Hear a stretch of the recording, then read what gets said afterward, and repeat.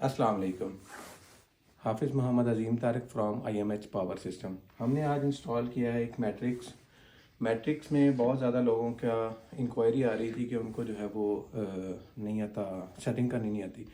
यहाँ पे मैं आपको बताता चलूँ, ओमेगा VM2 लगा हुआ था, यहाँ पे बहुत पुराना सिस्टम लगा हुआ था। हमने उसको रिप्लेस करके इनके रिक्वायरमेंट पे इनको मैट्रिक्स इंस्टॉल करके दिए। ठीक है, इसके साथ इन्होंने पुराने सेल लगाए हुए हैं। सेल इनके मतलब लगे हुए हैं 600 एम्पेयर वाले, बहुत पुराने। ठीक है, तो 48 वोल्ट ऑपरेटेड होता है ये सिस्टम।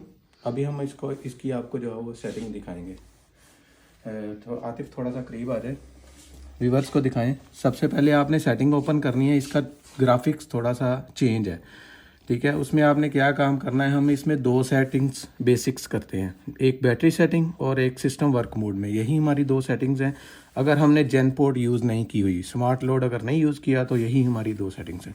सबसे पहले आपने बैटरी में जाना है। आपके पास जितने एम्पेयर की बैटरी है वो आपने बैटरी कैपेसिटी पे लिखना है। ठीक है, यहाँ पे आपको ऊपर नज़र आ रहा है, बैटरी कैपेसिटी पे आपने टच करना है। टच करने के बाद यहाँ पे एक कीपैड ओपन हो जाएगा। यहाँ पे मेरे हैं सेल 600 एम्पेयर के। मैं यहाँ पे लिखूँगा 600 लिख दिया। इसको ओके करूँगा, ये वाली मेरी 600 की सेटिंग ओके हो गई। ठीक है, अभी ये सेव नहीं हुई, जस्ट इसके जो है वो कॉलम है उसमें जो है वो सेव हुई है। इसकी चार्जिंग मैं रखना चाहता हूँ, इसको स्लो चार्जिंग। सेल को हमेशा, ड्राई सेल को स्लो चार्जिंग दी जाती है। ठीक है, मैं इसकी चार्जिंग रखता हूँ, फ़र्ज़ करें 20 एम्पेयर की मैंने इसकी चार्जिंग रख दी कि इसको स्लो चार्जिंग मिले, या 30 एम्पेयर की इसकी चार्जिंग रख दी। ठीक हो गया, ये मैंने 30 एम्पेयर की इसकी चार्जिंग रख दी। मेरे पास मैक्सिमम डिस्चार्ज है। मैक्सिमम डिस्चार्ज मैं लेना चाहता हूँ कितने एम्पेयर का डिस्चार्ज हो जाए। मैं यहाँ पे लिखता हूँ 180 एम्पेयर का, 5 किलोवाट की आउटपुट का मैं चार्ज लेना चाहता हूँ। यहाँ पे वो मैंने चार्ज लिख लिया। अभी तक सेटिंग सेव नहीं हुई। इसमें एक और सेटिंग है बैटरी मूड। बैटरी मूड आपने नाइट्रॉक्स लगाएं, सोलर फ्रोनस का मैट्रिक्स लगाएं। आपने हमेशा बैटरी वोल्ट पे ही सेटिंग रखनी है। ठीक है, क्योंकि ये लिथियम पे भी ठीक नहीं चलता, प्रॉब्लम करता है, परसेंटेज पे ठीक नहीं चलता। ठीक है, और आपने इसको बैटरी वोल्ट पे रख के यहाँ पे ओके का करना है, तो फिर ये स्टोरिंग होगी। अभी स्टोरिंग हो रही है, एक पेज की स्टोरिंग ये करेगा। उसके बाद फिर आपने बैटरी सेटिंग में जाना है। इस पेज की स्टोरिंग आप देखेंगे कंप्लीट होगी।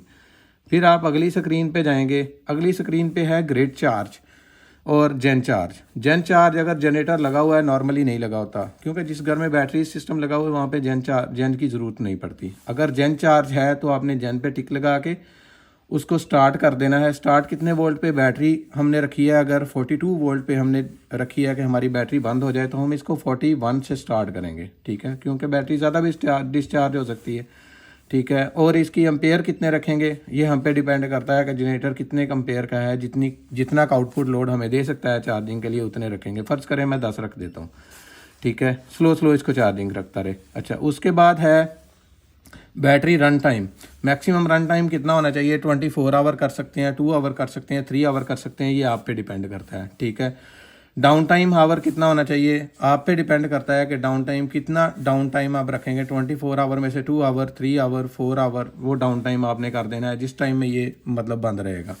ठीक है, अच्छा आगे है ग्रिड चार्ज वाली सेटिंग नॉर्मली हमें करनी पड़ती है। थोड़ी चार्जिंग देनी पड़ती है, क्योंकि धुंध के दिन भी आ जाते हैं, सोलर से बहुत ज़्यादा चार्जिंग नहीं हो पाती, सेल चार्ज नहीं होते, इसलिए हम ग्रिड चार्ज पे टिक लगाएंगे और ग्रिड सिग्नल पे टिक लगाएंगे और यहाँ पे स्टार्ट करेंगे। स्टार्ट कितने वोल्ट से चार्जिंग होनी चाहिए, हमने यहाँ पे कर दिया स्टार्ट 41.5 से स्टार्ट होना चाहिए। ठीक है, उसके बाद कितने एम्पेयर की चार्जिंग है, मैंने बहुत मिनिमम चार्जिंग रखी है, 5 एम्पेयर की चार्जिंग रखी है, क्योंकि सेल को लगे हुए तकरीबन 4-5 साल हो गए, तो ये चार्जिंग लेते रहेंगे, इसलिए मैंने इनकी 5 एम्पेयर पे जस्ट चार्जिंग रखी है, ताकि इनकी ज़्यादा कंजम्पशन ना हो।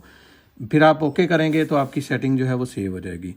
इसके बाद आपने क्या काम करना है, स्टोरिंग होने के बाद जब दोबारा आपका मेन पेज ओपन होगा सेटिंग वाला, अगेन आपने बैटरी सेटिंग में जाना है। इस पेज की भी सेटिंग हो गई, नेक्स्ट की भी आपने कर ली, फिर आपने डाउन वाला दबाना है, फिर नेक्स्ट की भी आप करेंगे।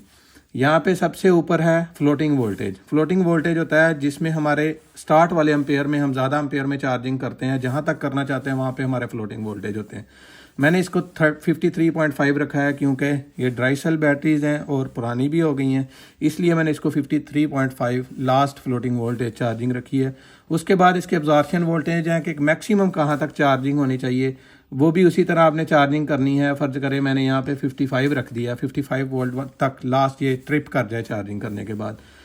और इक्वलाइजेशन, मतलब इक्वलाइजेशन कितनी देर के बाद ये सारे सेल्स को रिसाइकल करे, एक जैसा उसको इक्वल करे, क्योंकि ज़्यादा बैटरीज लगी होती हैं इसलिए हमें ये करना पड़ता है। आपने इसको 56 कर देना है, 1 वोल्ट अब्जॉर्प्शन वोल्टेज से ज़्यादा होना चाहिए, ठीक है। उसके बाद है इक्वलाइजेशन डेज़। इक्वलाइजेशन अगर पुरानी बैटरी हो गई हैं तो आप 30 डेज़ में रखेंगे। उसके बाद आपने शट डाउन कितने पे करना है, हमारे शट डाउन होने चाहिए सेल 42 वोल्ट पे, वो मैंने 42 वोल्ट सेट किए हुए हैं। लो बैटरी कितने पे, अलार्म कितने पे आना चाहिए लो बैटरी का, मैंने 43 वोल्ट रखे हुए हैं। रीस्टार्ट कितने पे होना चाहिए, ये नॉर्मली सेटिंग जो है वो इंटरनल होती है, इसका एक्सटर्नल से कोई लेना देना नहीं होता, ठीक है। बैटरी हाफ पे जाके दोबारा से इन्वर्टर रीस्टार्ट होके एम्पेयर बढ़ा के दोबारा चार्जिंग करना स्टार्ट करता है, उसको रीस्टार्ट वोल्ट बोलते हैं। वो मैंने 48 पे नॉर्मली हम नाइट्रॉक्स के और मैट्रिक्स के इसी पे सेट करते हैं। फिर आपने इसको ओके करना है, ये सेटिंग आपकी स्टोरिंग होगी, सेव हो जाएगी, ठीक है। ये भी हमारी बैटरी सेटिंग कंप्लीट हो गई। 3 पेज हैं, तीनों पेज की हमने सेटिंग कंप्लीट कर ली है। अब हम करेंगे सिस्टम वर्क मोड की सेटिंग।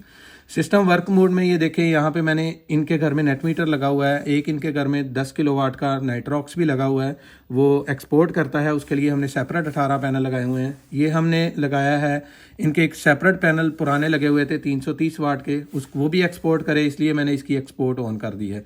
सोलर सेल अगर आपने एक्सपोर्ट नहीं करनी तो अब भी आपने इसको 0 एक्सपोर्ट टू लोड पे सेट करके ओके करना है, ठीक है। उसके अलावा 3 ऑप्शन है आपके पास। सेलिंग फर्स्ट उस पर नहीं करना हमने, क्योंकि अगर नेट मीटर नहीं लगा हुआ। सेलिंग फर्स्ट पे वैसे आप करेंगे तो ये ज़्यादा पावर सेलिंग फर्स्ट में लेके जाएगा, बैटरी को भी कम चार्ज करेगा और बैटरी पावर को भी सेलिंग फर्स्ट में लेके जाएगा, इसलिए हम इसकी नॉर्मली 0 एक्सपोर्ट टू लोड पे करते हैं और साथ में सोलर सेल कर देते हैं, एक्सेस पावर को एक्सपोर्ट करेगा।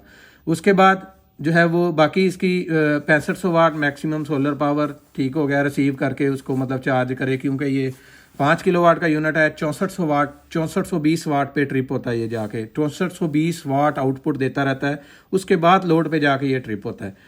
आपने बैटरी फर्स्ट रखनी है, सुबह सोलर आए सबसे पहले बैटरी चार्ज हो, ठीक है। उसके बाद इसको आपने सेव कर देना है। ये पहला पेज सिस्टम वर्क मोड का सेव हो गया, ठीक है।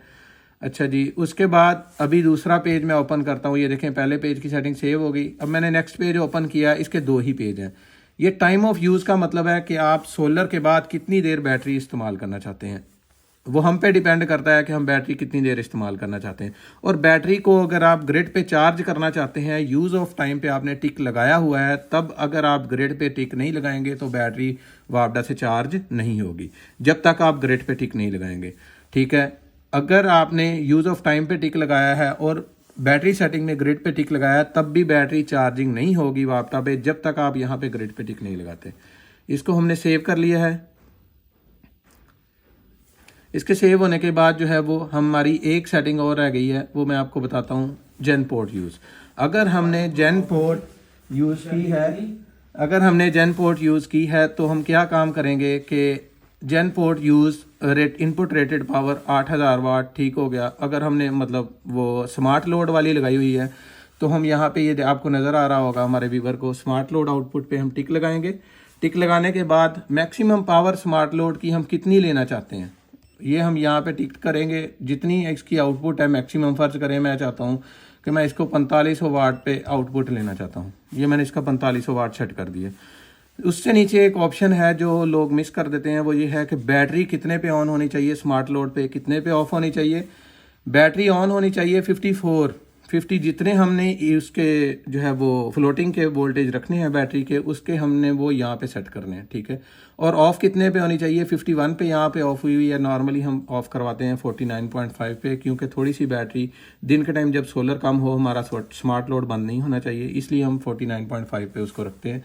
इसको भी आपने ये करके बैटरी की ऑन ऑफ की सेटिंग करने के बाद आपने इसको जो है वो सेव करना है। आपके बाहर जो मेन पेज है वहाँ पे स्मार्ट लिखा आना स्टार्ट हो जाएगा, ठीक है। अब उसके बाद मैंने यहाँ पे स्मार्ट लोड नहीं लगा हुआ है, इसलिए मैं इसको जो है वो ऑफ़ कर देता हूँ। मैं इसका जो है वो जेन पावर वाला ही रहने देता हूँ, इसलिए मैंने उसको वापस रिस्टोर कर दिया है। अब आपको लास्ट सेटिंग बताऊँगा।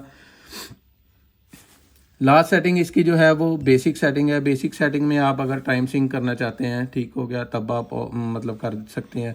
बीप बंद करना चाहते हैं, ऑन करना चाहते हैं, तो आप उसको अपने मुताबिक कर सकते हैं, ठीक है। ये छोटी सी सेटिंग थी मैट्रिक्स की सेटिंग। मैट्रिक्स की सेटिंग आज हमने सिखाई है आपको, ठीक है।